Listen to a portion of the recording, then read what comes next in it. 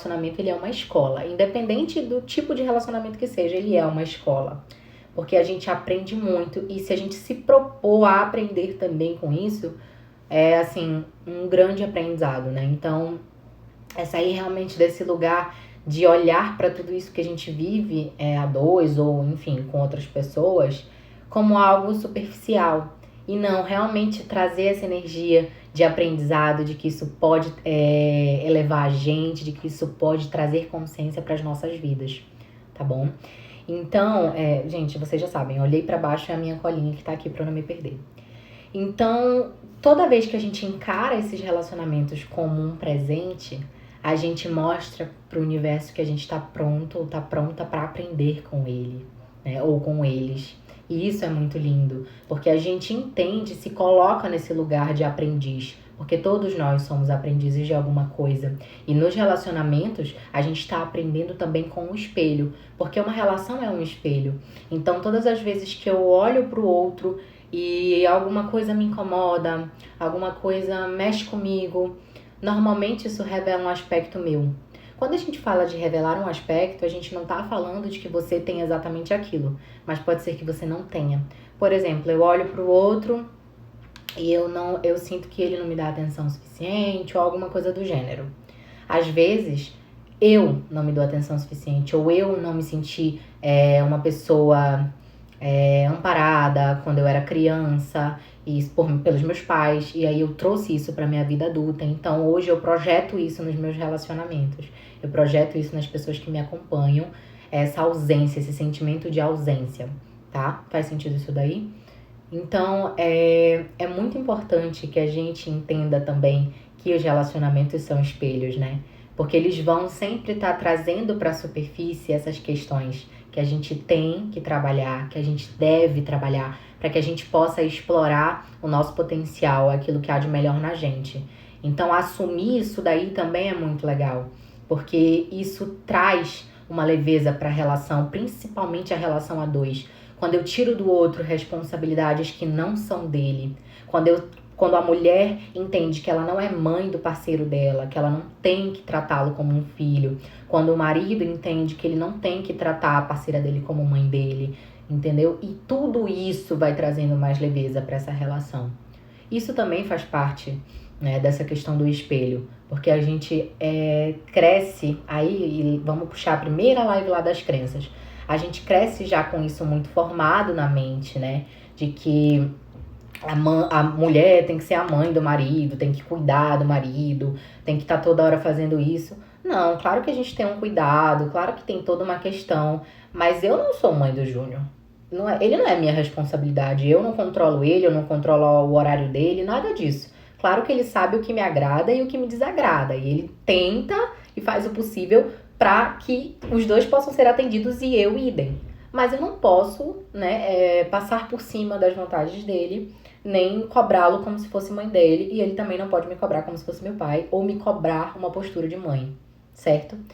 Então, é muito importante que a gente entenda isso também, sim, porque, mais uma vez, tudo isso vai trazer leveza para as nossas relações. Quanto mais consciência a gente tiver disso, mais leve essas relações ficarão, tá? Então, toda vez que eu julgo alguém, lembrem, dentro de qualquer relacionamento amoroso, interpessoal, no trabalho, enfim. Toda vez que eu julgo uma pessoa, uma decisão que ela toma, eu tô revelando um aspecto meu. Guardem isso daí, isso é muito importante. Por quê? Porque nos relacionamentos amorosos, e a gente é ensinado assim quando a gente é criança, a gente está constantemente projetando no outro, projetando no nosso parceiro ou na nossa parceira nossas questões pessoais, nossas ausências, o sentimento de que os nossos pais falharam com a gente passa adiante para as nossas relações. Então a gente está constantemente fazendo isso. E como isso é cansativo? Como é cansativo eu achar que o outro precisa me inteirar? Como é cansativo achar que a pessoa precisa me preencher porque eu sou um pouco vazia em alguma coisa. Não é assim que as coisas são. Eu sou inteira, né, com meus defeitos, com as minhas qualidades, com as minhas luzes e com as minhas sombras. E eu tô aqui nessa relação para evoluir com o meu parceiro. Mas o meu parceiro não tem nada para me preencher. A gente vai junto transbordar, sim, mas não me preencher porque não me falta nada. Não me faltam defeitos, não me faltam qualidades, não me falta nada. E mesmo quando eu acho que me falta alguma coisa, essa coisa ela pode ser curada dentro de mim. Eu vou preencher essa falta, não ele.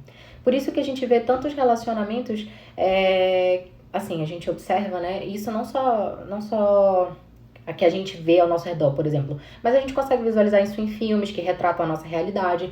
A gente vê relações desequilibradas, né? Às vezes um se doa demais, o outro se doa bem de menos, e aí fica isso, né? Essa questão de um está sempre em desequilíbrio, isso vai gerando um emaranhamento.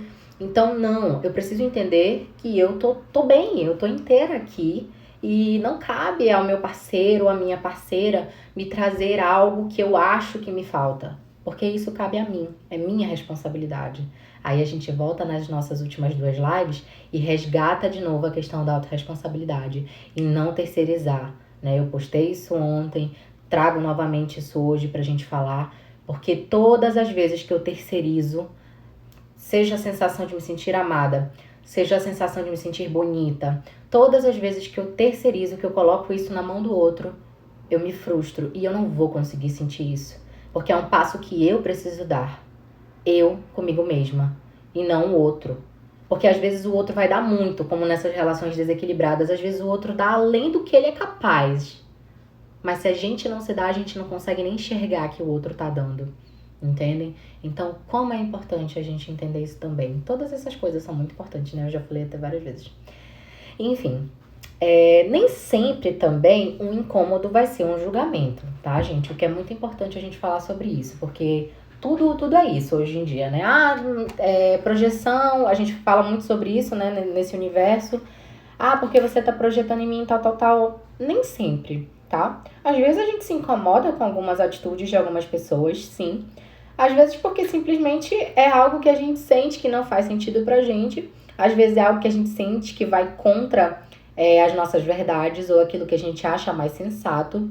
Não que esteja tudo bem em julgar os outros, tá, gente? Porque todas as vezes que eu julgo uma pessoa, eu digo pro universo, o universo manda uma coisa dessa pra minha vida pra ver que postura eu vou tomar. Quantas vezes eu mesma já não fiz isso? Julguei uma pessoa e depois aconteceu uma coisa exatamente igual ao que aconteceu com aquela pessoa e eu tive que ter uma postura que aquela pessoa teve.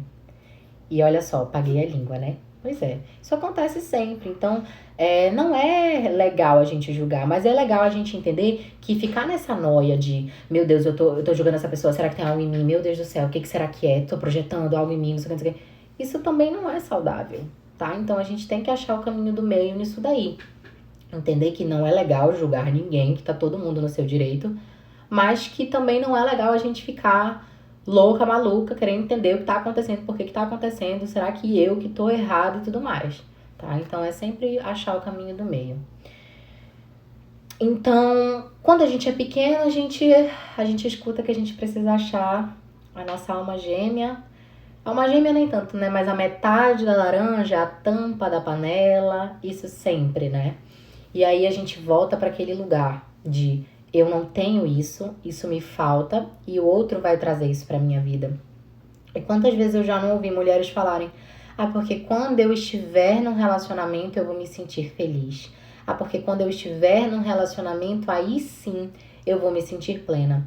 E aí das duas uma, ou a mulher nunca consegue findar o ciclo do ficar e não entra no ciclo do relacionamento de fato, ou ela sempre atrai relações que ela continua sentindo essas sensações de infelicidade, de não se sentir preenchida, porque, como eu falei, ela precisa encontrar isso dentro dela, né? Ou ele também, no caso do homem, ele precisa encontrar isso dentro dele, para que ele possa então se envolver com uma pessoa. Isso também é uma questão de responsabilidade afetiva, né? Porque imagina eu entrar no relacionamento porque eu quero me sentir feliz.